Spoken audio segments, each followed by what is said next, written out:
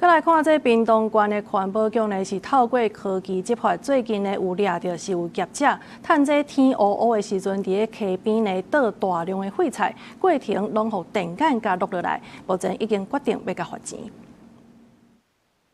初三暗时9点外，一台货车驶到溪边停落来，驾驶和外籍移工落车，用手电确认附近无人了后，就甲一拿无碍菜叶仔和粪扫倒落去溪边，短短5分钟内就偷倒27拿遮济，规个过程拢互监视器翕甲清清楚楚。屏东县环保局依法开罚。 环保局依违反废弃物清理法来进行告发处分哦，那罚款的金额高达12000，那也要求业者来进行限期清除哈，进行这个环境讲习、安全岛河岸以及这个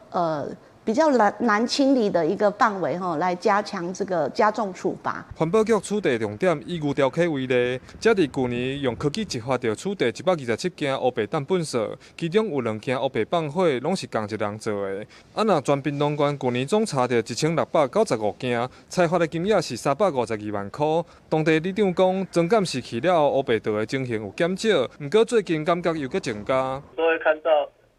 一包2包这样乱丢了，就别的地方的人哦，都来乱倒了，还有那个废弃物啦、杂物啦，乱倒。环保局表示，为着防止民众乌白蛋，自2024时就有装100几支的监视器，24小时监控乌白倒粪扫、分头啊和槟榔坡的行为。今年阁会结合 AI 影像系统，提醒民众要有公德心，唔通破坏环境，阁互人罚钱。记者柯明哲，屏东报道。